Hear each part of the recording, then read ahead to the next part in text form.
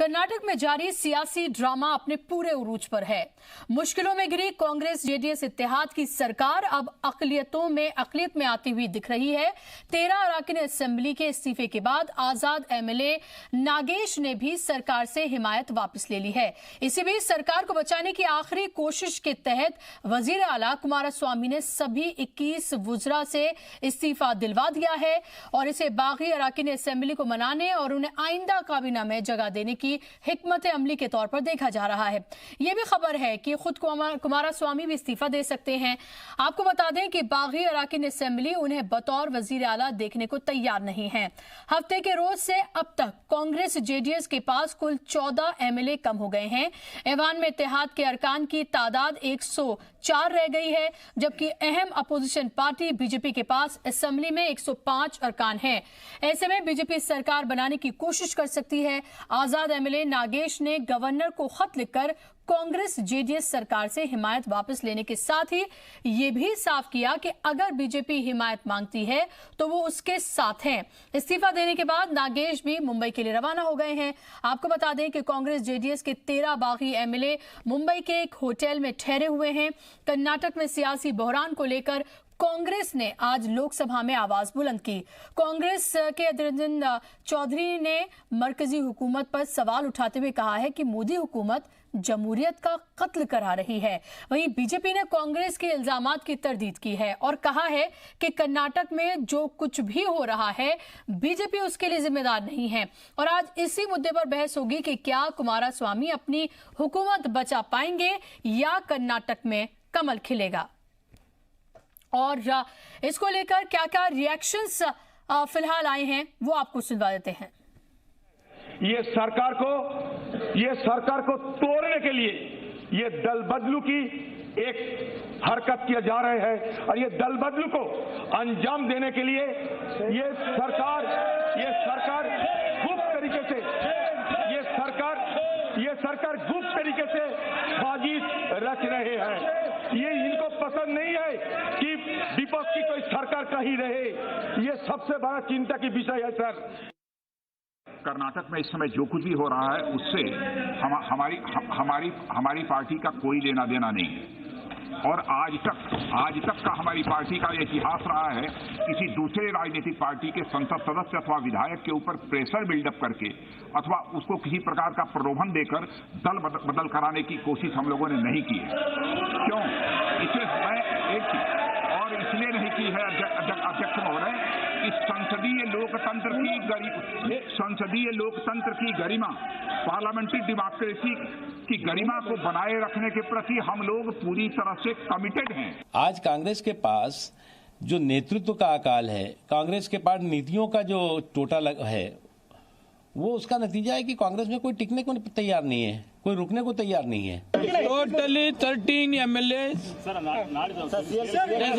resignation letter to speaker and inform to governor. 13 MLAs. All 13 MLAs are together. No question of going back to Bangalore and withdraw the resignation. 100% the discussion is going on. Our senior leaders in both party, they are trying to get back. Automatically it will be rectified. Bharatiya Janata party का ये चरित्र इस देश में बन गया है कि देश के लोकतांत्रिक प्रक्रिया को पूरी तरह से तहस नहस कर दिया जाए। कर्नाटक की लोकतांत्रिक तरीके से चलने वाली सरकार को पूरी तरह से वो हटाना चाहते हैं और सत्ता पे काबिज होना चाहते हैं। कांग्रेस पार्टी लीडरलेस हो गया है, कोई बोलने वाला नहीं, पूछने वाला नहीं। ऐसी स्थिति में कांग्रेस पार्टी है और कांग्रेस के जो उधर इंचार्ज है उनको भी पूछने वाला कोई नहीं, क्योंकि अध्यक्ष ही भाग गए कई। आज कांग्रेस के पास जो नेतृत्व का अकाल है, कांग्रेस के पास नीतियों का जो टोटा है, वो उसका नतीजा है कि कांग्रेस में कोई टिकने को तैयार नहीं है, कोई रुकने को तैयार नहीं है। तो जाहिर सी बात है कि सियासी बहरान कर्नाटक में एक बार फिर से पैदा हो गया है। हम आपको बता दें कि जब से कांग्रेस और जेडीएस की हुकूमत बनी है कर्नाटक में, तब से लगातार ये सियासी बहरान जारी है। हर कुछ न कुछ वक्त के बाद इस तरह का ड्रामा देखने को मिलता है, लेकिन इस बार ये ड्रामा जो है वो कुछ ज्यादा बड़ा होता हुआ नजर आ रहा है। और इस पर बात करने के लिए तमाम खास मेहमान मेरे साथ स्टूडियो में मौजूद हैं। इनका तारुफ मैं आपसे कराना चाहूंगी। मेरे साथ यशवीर राघव हैं, बीजेपी के लीडर मेरे साथ जुड़ गए हैं। अनिल मिश्रा साहब हैं, सीनियर जर्नलिस्ट के तौर पर मेरे साथ जुड़ गए हैं। डॉक्टर एस के दत्ता साहब हैं, पॉलिटिकल एनालिस्ट के तौर पर मेरे साथ जुड़ गए हैं। और बेंगलुरु से मेरे रिपोर्टर जयपाल शर्मा भी मेरे साथ जुड़ गए हैं। सबसे पहले जयपाल के पास में जाऊंगी। जयपाल, मुझे बताइए अभी ताजा सूरत हाल क्या बनी हुई है? जी देखिए, आज सुबह से जो राजनीतिक हलचल हुई है उसकी अगर हम जांच करें तो एक तरह से सुबह में जो है उप मुख्यमंत्री जी परमेश्वर ने अपने यहाँ तमाम जो कि मिनिस्टर हैं कांग्रेस के उनको ब्रेकफास्ट पे बुलाया था और ब्रेकफास्ट के दौरान उन तमाम जो मंत्री थे उनसे इस्तीफा ले लिया गया। ये कहा गया कि पार्टी के हित में आप इस्तीफा दे दें। लगभग इसी तरह की कार्रवाई जो है वो जनता दल सेकुलर में भी हुई। मुख्यमंत्री ने अपने तमाम जनता दल सेकुलर के जो मंत्री हैं उनका इस्तीफा ले लिया है और अभी सिर्फ मुख्यमंत्री ही अपनी कुर्सी पर काबिज हैं। इस बीच एक डेवलपमेंट और हुई जब नागेश, जो कि एक निर्दलीय विधायक है, और उन्होंने अपना इस्तीफा राज्यपाल को सौंपा और वो यहाँ से मुंबई रवाना हो गए बागी विधायकों में शामिल होने के लिए। इस तरह से बागी विधायकों की संख्या 14 हो गई है। कुल मिलाकर के देखा जाए तो एक संदेश देने की कोशिश की है गठबंधन की सरकार के द्वारा उन बागी विधायकों को कि पूर्व जो स्थिति जिस वक्त सरकार चुन करके आई थी, जिस वक्त ये सरकार बनी थी, उस वक्त जो स्थिति थी वही स्थिति आज है।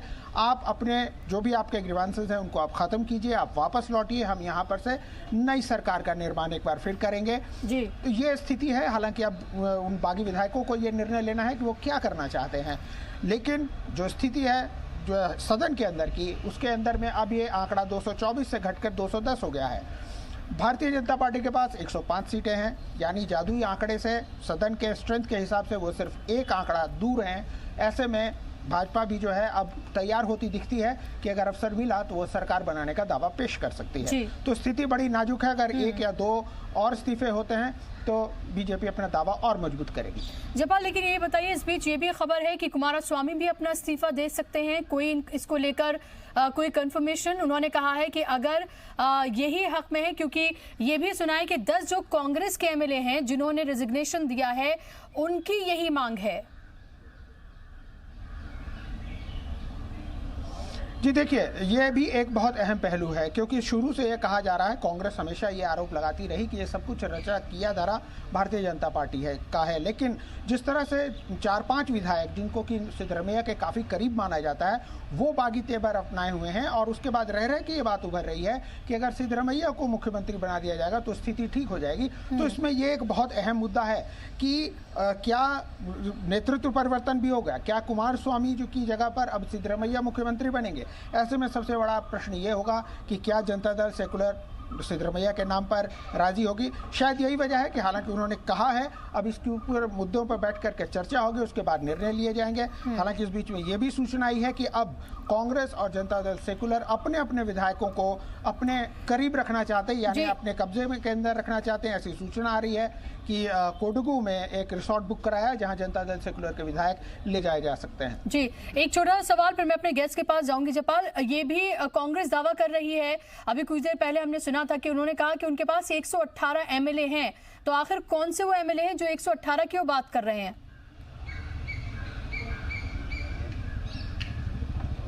माफ कीजिएगा, एक बार प्रश्न फिर दोहराएं। जी, कांग्रेस की तरफ से ये कहा गया है कि उनके पास 118 एमएलए हैं, तो उनके सरकार के ऊपर किसी भी तरह का कोई संकट नहीं है। जी बिल्कुल, देखिए कांग्रेस जो है जिस दिन से यह संकट शुरू हुआ है उस दिन से लगातार ये दावा कर रही है। जिस वक्त वो 8 विधायक स्पीकर के कमरे में अपना इस्तीफा लेकर के बैठे थे उस वक्त भी डीके शिव कुमार आए थे, उन्होंने भी दावा किया था कोई इस्तीफा नहीं होगा, सब ठीक है। और ये दावा लगातार कांग्रेस करती आ रही है। आज सुबह तक कांग्रेस को ये उम्मीद है या गठबंधन को ये उम्मीद है कि जो विधायक नाराज होकर गए हैं उनकी जो नाराजगी है उसको हम दूर कर पा लेंगे और ये सारे विधायक हम वापस ले आ पाएंगे। यही वजह है कि वो बार बार ये कॉन्फिडेंस देने की कोशिश करते हैं, ये बार बार बताने की कोशिश करते हैं, लेकिन सच्चाई इससे बहुत इधर है। सच्चाई ये है कि 14 विधायक बागी हो चुके हैं, वो मुंबई में बैठे हैं, और ये जो उन्होंने नया संदेश देने की कोशिश की है उसको वो किस तरह से देखते हैं और उस पर वो किस तरह से अपने रिएक्ट करते हैं, इस पर हमारी भी नज़र है और लगभग सभी लोगों की नज़र उसी पर है। जी, आप मेरे साथ बने रहिए जयपाल, मेरे साथ तमाम मेहमान स्टूडियो में भी मौजूद हैं। यशवी, मैं आपसे शुरुआत करूंगी। ये कांग्रेस की तरफ से, जेडीएस की तरफ से लगातार पहले भी इल्जामात लगते रहे बीजेपी के ऊपर, अब एक बार फिर से इल्जामात ये लग रहे हैं कि आप दरअसल आपकी वजह से सब कुछ हो रहा है और हॉर्स ट्रेडिंग करने की कोशिश की जा रही है बीजेपी की तरफ से, ताकि सरकार गिराकर दोबारा से आप अपनी सरकार बनाए। वहां बुशा जी, नाच ना आवे आंगन टेढ़ा। जब से कर्नाटक विधानसभा चुनाव हुए हैं उनका परिणाम आया है। जेडीएस तृतीय नंबर पर रही, कांग्रेस दूसरे नंबर पर रही। जिस जेडीएस को कांग्रेस पूरे चुनाव में यह कहकर कोसती रही कि जेडीएस भाजपा की बी पार्टी है, उसके साथ उसने गठबंधन कर सरकार बनाया। लोकतांत्रिक प्रक्रिया है, सरकार बना सकती है किसी भी दल के साथ जाकर, लेकिन पहले दिन से ही जिस प्रकार से असमंजस की स्थिति में सरकार वहां चल रही है, और आपने देखा भी होगा खुद जेडीएस के नेता और मुख्यमंत्री कुमारस्वामी मंच से कई बार अपने आंसू बहा चुके हैं और कह चुके हैं कि मैं कांग्रेस के साथ गठबंधन कर जहर की घूंट पी रहा हूं। ये कोई भाजपा ने नहीं कहलवाया, वो खुद उन्होंने स्वेच्छा से कहा है।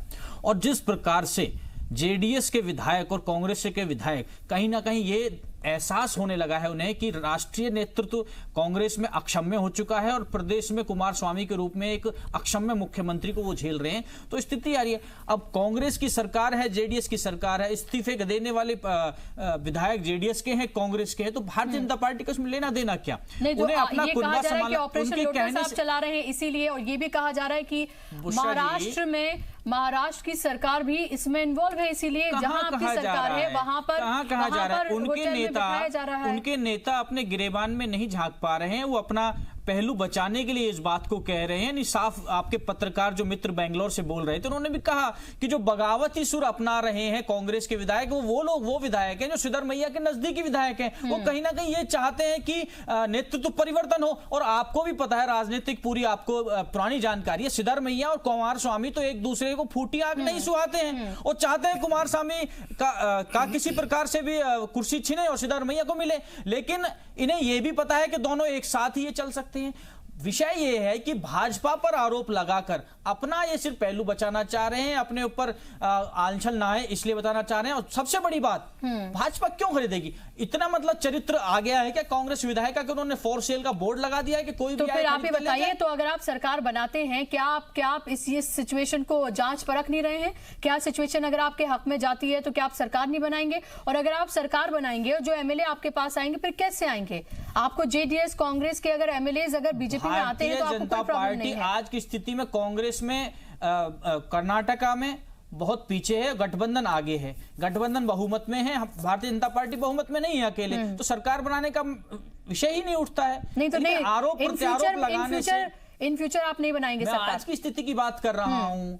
इन फ्यूचर सरकार जो विधानसभा चुनाव होंगे, चुनाव में अगर भारतीय जनता पार्टी बहुमत से आएगी कोशिश तो आपने भी की थी ना रघुवीर, आप कोशिश तो की थी ना, फ्लोर टेस्ट फेल हो गए थे आप। देखिए, मौका दिया था राज्यपाल ने, फ्लोर टेस्ट में हम फेल हुए, सरकार नहीं बनाई। वो फ्लोर टेस्ट में पास हो गए। जिस प्रकार से महागठबंधन की वो राजनीति कर रहे हैं, लगातार भ्रष्टाचार के आरोप लग रहे हैं जब से वहां पे कर्नाटक में सरकार बनी है, वो सब देख रही है, पूरा मीडिया जगत देख रहा है, पूरा देश देख रहा है। और सबसे बड़ी बात क्या है कि खून के जहर के आंसू पीने पड़ रहे हैं मुख्यमंत्री को। तो कर्नाटक की जनता ने लोकसभा के चुनावों में जवाब भी दे दिया। जिस प्रकार से 28 में से 26 सीटें एनडीए के झोली में डाल दी और वो 2 पर आगे, कर्नाटक की जनता ने नकार दिया जेडीएस और कांग्रेस के गठबंधन को। तो ये सबके समझ में आ रहा है, उन विधायकों के भी ध्यान में आ रहा है कि वहां कर्नाटक की जनता, भाई अगर जनता की बात कर रहे हैं, जनता की बात की जाए अनिल जी, तो किसी के हक में एक तरह से फैसला नहीं दिया था, एक तरह की हंग असेंबली थी, तो बनी तो वहां पर वैसे भी अलायंस की हुकूमत थी। अब कांग्रेस ने यह दाव खेला कि जो कम सीटें जिसके पास थी उसको उन्होंने सीएम बना दिया, और जेडीएस को भी इससे बेहतर मौका कुछ मिल नहीं सकता था। लेकिन क्या आपको बिल्कुल वैसा ही लग रहा है जैसे बीजेपी दिखाने की कोशिश करे कि उसका कोई लेना देना नहीं है इससे? नहीं, देखिए, इस समस्या की जड़ में जाने की जरूरत है। कर्नाटक में जब चुनाव होता है और चुनाव का जो रिजल्ट आता है वो सबके सामने था। अब बेमेल की जो एक गठबंधन होता है या अवसरवादी एक राजनीति की जो एक परंपरा सी चल पड़ी है, जिसको कहते हैं सत्ता तक पहुंचने के लिए एन केन प्रकानेन, तो वो जो एक सिस्टम का कई बार हमारी भारत की राजनीति में केंद्र में भी देखने में आया है। अगर आपको दौर याद हो 96-97 वाला, तो उस दौर में केंद्र में भी इस तरह की सरकारें बनाई गई जिनका कहीं से कोई मेल होता ही नहीं था। कहते नहीं कि सांप और नेवले को आप एक साथ मिलाकर अगर चाहें कि कहीं एक रास्ते पर बिना कोई नोक-झोंक हुए आगे बढ़ा जा सकता है, शायद संभव नहीं है।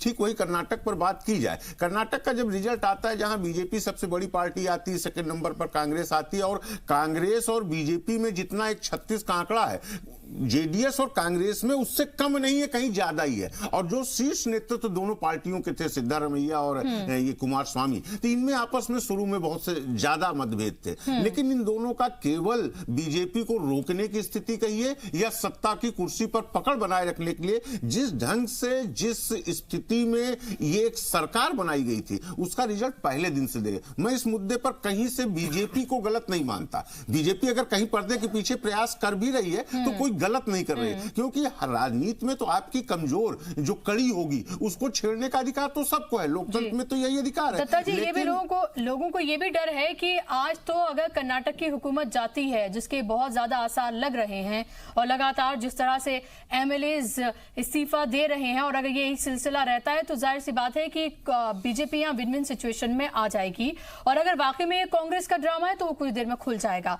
तो ऐसे में लोगों को ये भी फिर उसके बाद डर है कि अगला नंबर फिर मध्य प्रदेश का है। बुशरा जी, आपका ये सवाल का जवाब देने से पहले कुछ राजनीतिक परिस्थिति के बारे में बात करने की आवश्यकता है। कर्नाटका के परिप्रेक्ष्य में, कर्नाटका में जब असेंबली इलेक्शन हुआ था, ये जरूर है कि त्रिशंकु विधानसभा हुआ, पर कहीं ना कहीं पे सिंगल लार्जेस्ट पार्टी के हिसाब से भाजपा के प्रति ही मैंडेट था वहां की जनता का, और उस पे दोबारा मोहरा लगा आपके लोकसभा चुनाव के दौरान, जिस तरह से जनता दल सेक्युलर और कांग्रेस पार्टी की सुपड़ा साफ हो गई और सारी सीटें बीजेपी लेके चली गई है, लगभग 27 सीट 28 के टोटल सीट में से। तो कहीं ना कहीं पे इसका अगर आकलन कर ले तो मैंडेट तो स्पष्ट भाजपा की तरफ ही है कर्नाटका के जनता के। दूसरी बात यहाँ पे ये आती है कि जैसे नाग और नेवला का कभी मिलन नहीं होता है कुदरत में, उसी तरह से राजनीति में भी ऐसे 36 का आंकड़ा जिन जिन पार्टियों का है उनका मिलन कभी हो नहीं सकता है।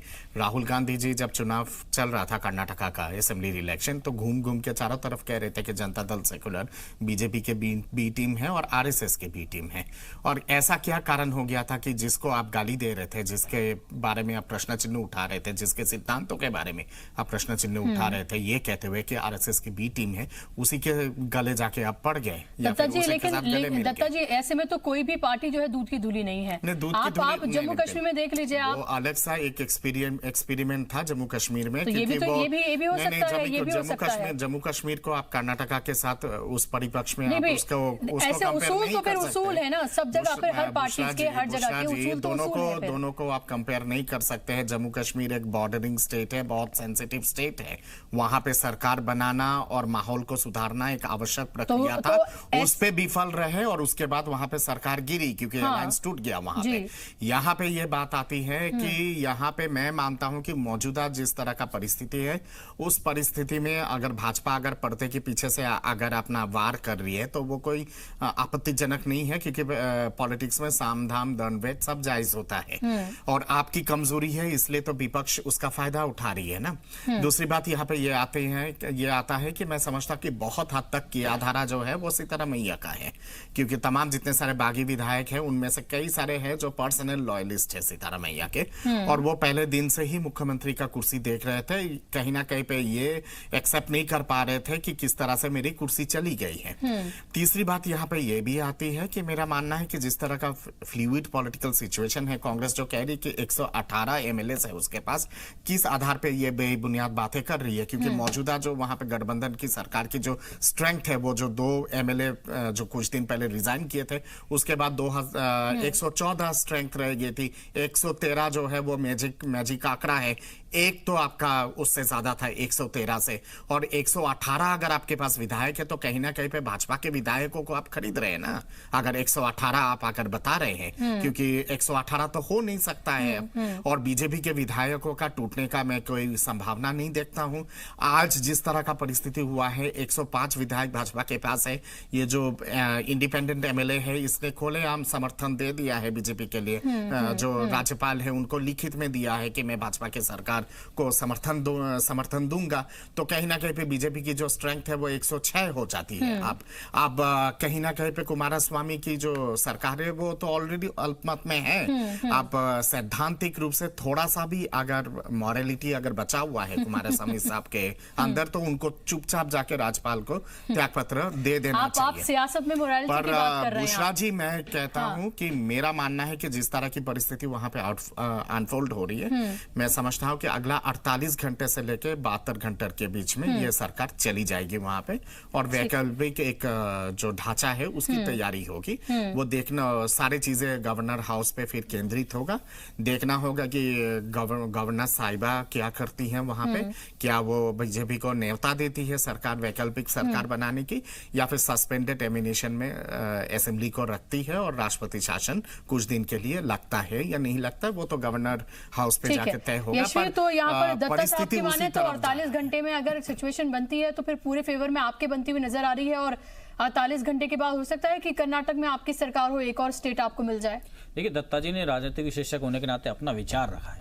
भारतीय जनता पार्टी के भी कोई मंशा नहीं, वहां पे सरकार चल रही है जेडीएस की और कांग्रेस की गठबंधन के साथ। जिन लोगों ने इस्तीफे दिए हैं उनके व्यक्तिगत कारण है, व्यक्तिगत कारण दत्ता जी ने भी बताए और आपके पत्रकार ने बताए। कोई सिद्धरमैया जी का खास है, कोई कुमार स्वामी का खास है, कोई परमेश्वर जी का खास है, कोई राहुल गांधी। देखिए, जिस डूबते हुए जहाज का कैप्टन ही छलांग लगा जाए, कूद लगा जाए राहुल गांधी, उसमें और लोग कहां रुक पाएंगे। तो यह स्थिति कांग्रेस की है। कहीं ना कहीं उन्होंने ये स्वीकार कर लिया है कि राष्ट्रीय नेतृत्व अक्षम्य है, नाकाबिल है, इसलिए सभी लोग कांग्रेस से दूर भाग रहे हैं। प्रॉब्लम ये है कि अगर इस्तीफा नहीं देते तो फिर सवाल उठते, इस्तीफा दे दिया तो सवाल उठ रहे हैं। तो ये अंदरूनी मामला है कांग्रेस का, लेट देम हैंडल इट। लेकिन मेरा सवाल आपसे ये है कि क्या आप सिचुएशन जो है कर्नाटक की, उसको जांच परख नहीं रहे? क्या आपका कोई इंटरेस्ट नहीं है वहां पर सरकार बनाने में? भारतीय जनता पार्टी देश में राजनीति कर रही है। बात कर्नाटक हो या जम्मू कश्मीर की हो या केरल की हो, राजनीतिक रूप से तो हर जगह की जांच पड़ताल चलती रहती है और आवश्यकता के अनुसार निर्णय भी लिया जाएगा। लेकिन मैंने कहा वर्तमान में वहां सरकार चल रही है। जैसा दत्ता जी ने कहा, अगर नैतिकता के आधार पर एचडी कुमार स्वामी इस्तीफा देंगे तो उसके बाद उसका विकल्प सोचा जाएगा। अभी तो मुख्यमंत्री मौजूद है, मुख्यमंत्री दौरे पे गए थे, छुट्टियों से वापस लौट कर आए हैं, अभी तो कोई मुद्दा ही नहीं है। अभी वो अपनी सरकार चला रहे हैं, लोग नाराज होकर इस्तीफा दे रहे हैं, उन्हें मंत्री बनाने के लिए लालच दिया जा रहा है, पुराने मंत्रियों से इस्तीफा ले लिया गया, आपने चलाया भी है, तो मतलब ही नहीं है। अभी सरकार चल रही है, चलने दीजिए। तो अनिल जी, यशवी जी और दत्ता जी तो मोरालिटी की बात वो भी सियासत में कर रहे हैं, वो भी आज के दौर की सियासत में कर रहे हैं कि उनको मोरालिटी के हिसाब से इस्तीफा दे देना चाहिए जिस तरह के हालात बने हुए हैं। मैंने नहीं कहा कि इस्तीफा दे देना चाहिए। मोरालिटी की बात करना तो थोड़ा ठीक नहीं लगता है। आज की सियासत में नहीं, इसी कर्नाटक पर बात कर लें आप। कर्नाटक में चुनाव हुआ था, रिजल्ट आया था, जो स्थिति परिस्थिति पैदा हुई थी उस वक्त, जो हालात बने तो इससे अच्छे नहीं थे, बुरे ही थे। जो रंग रूप हम लोगों ने देखा, जिस तरह बीजेपी ने केंद्र से लेकर राज्य तक हाथ पैर चलाए थे, गवर्नर का रोल उसमें जो देखने को मिला था, जिस तरह येदियुरप्पा ने शपथ ले ली थी, फिर वो जो एक हुआ तो वो, लेकिन ये ठीक है कि वो राजनीति का एक पार्ट था, प्रयास किया, ऐसा नहीं। बीजेपी ने भी सारे हाथ पैर दांव पेच खेले थे, लेकिन जब वो सफल नहीं हुए थे तब ये दूसरा रूप देखने को आया था। लेकिन आज की डेट में मैं आपको बताऊं, मुझे जो जैसा राजनीति का एक समझ में आता है और जो दिखता है, चूंकि भाजपा एक दांव वहां खेल चुकी है सरकार बनाने का और उसमें विफल रही है, जिसमें येदियुरप्पा को लेकर भाजपा के अंदर भी थोड़ा सा कुछ एक अंदर की राजनीति चल रही है। इस परिस्थिति में, वर्तमान परिस्थिति में केंद्र भी, भाजपा की केंद्र की जो टीम है पूरी निगाह बनाए हुए है। मुझे ऐसा लगता है कि अभी भाजपा वहां सरकार बनाने की कोई जल्दबाजी नहीं दिखाएगी, क्योंकि विधानसभा चुनाव में भी सबसे बड़ी पार्टी बहुत थोड़ी सीटों से पिछड़ गई थी, और उसके बाद लोकसभा का चुनाव हुआ और जिस ढंग से जनता ने भाजपा का समर्थन किया, तो जहां तक मुझे लगता है कि मंथन करेगी और वो वहां पर कुछ दिन के लिए गवर्नर शासन लागू करा के और उसके बाद ये वहां चुनाव कराकर फिर अपनी पूर्ण बहुमत की सरकार लेके आएगी। उसके पीछे एक रीजन है, जिससे जो आज सदन में आपको रंग रूप देखने को मिला, या विपक्षी बाहर आरोप प्रत्यारोप कर रहे हैं, जो भाजपा के ऊपर आरोप लग रहा है, उस आरोप से बचने के लिए जहां भाजपा को पूरी संभावना दिख रही है कि जीत उन्हीं की होगी और कांग्रेस जेडीएस की सरकार का जो वहां रूप जनता त्रस्त हुई है, तो उसको उससे बचने के लिए भविष्य की राजनीति में मुझे ऐसा लगता है भाजपा भी सरकार बनाने से थोड़ा पीछे हटेगी और चुनाव पर ज्यादा जोर देगी। ठीक है, जयपाल के पास में जाते हुए रिपोर्टर बने हुए लगातार बैंगलोर से। जयपाल, मुझे बताइए कि क्या आपको ये बीजेपी का खेल ज्यादा लग रहा है या कांग्रेस का? वहां आकर किस तरह की सुगबुगाहट है और क्या वाकई में अगर कुमारस्वामी इस्तीफा दे देते हैं और उसके बाद इन एमएलएस की मान भी लीजिए एक हाइपोथेटिकल कंडीशन वापसी हो भी जाती है, तो क्या जेडीएस में कंफर्टेबल होगी कांग्रेस के साथ? क्या वो ऐसे एक्सेप्ट करेगी जिस तरह से कांग्रेस ने एक्सेप्ट किया था जेडीएस को? जी देखिए, लोकसभा चुनाव से पहले ज़रूर भारतीय जनता पार्टी की ओर से कई बार इस तरह के प्रयास हुए थे कि ये सरकार जो है उसके अंदर में जो भी नाराज विधायक है उनको अपनी ओर लिया जाए। लोकसभा चुनाव के बाद भारतीय जनता पार्टी की स्थिति कर्नाटका में काफ़ी मजबूत है। अभी आप थोड़ी देर पहले चर्चा कर रही थी विन विन सिचुएशन की। वाकई सच्चाई यही है कि भारतीय जनता पार्टी के लिए विन विन सिचुएशन है। अगर चुनाव हो जाते हैं तो भी भारतीय जनता पार्टी को इस बात का पूरा कॉन्फिडेंस है कि वो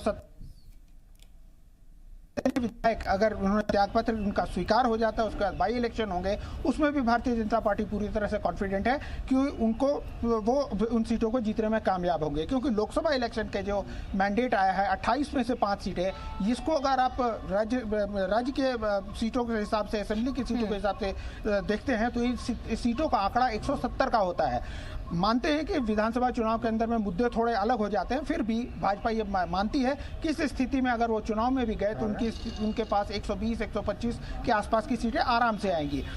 इसलिए भाजपा लगातार इस बात को कहती है कि हमारा इस पूरे खेल में कहीं कोई लेना देना नहीं है। हालांकि उसकी नज़र पूरी तरह से है इस पूरे प्रकरण के ऊपर में, और उसके बाद जब भी स्थिति उत्पन्न होगी इस तरह की, वो अपना दावा जरूर पेश करेगी। और एक तरह से भारतीय जनता पार्टी में हलचल शुरू हो गई है। अब आपका दूसरा सवाल कि सिद्धरमैया और अगर नेतृत्व परिवर्तन होता है तो क्या जनता दल सेकुलर कंपिटेबल होगी उसके साथ? ये थोड़ा सा बहुत राजनीति में कहते हैं कि कोई परमानेंट दोस्त नहीं होता, कोई दुश्मन नहीं होता।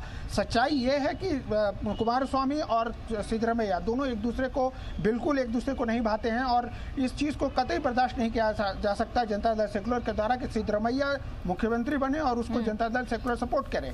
लेकिन राजनीति में बहुत सारी चीज़ें होती हैं कई बार, तो ये देखना बड़ा दिलचस्प होगा कि अगर ऐसी स्थिति होती है तो वो कौन सी परिस्थितियां होती हैं जिसके अंदर में जनता दल सेकुलर समर्थन करने को राजी होती है और किस तरह से उनको मुख्यमंत्री स्वीकार करती है। जी बिल्कुल, ये देखना बेहद दिलचस्प।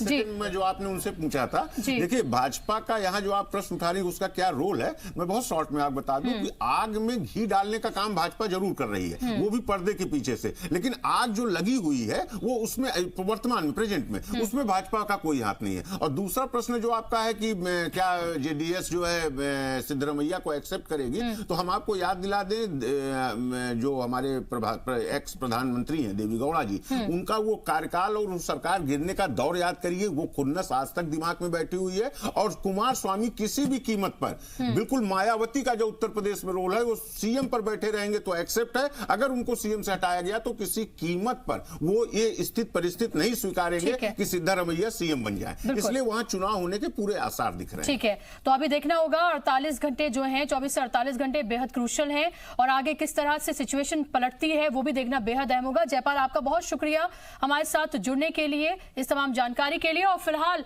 यहाँ पे मुझे रुकना पड़ा एक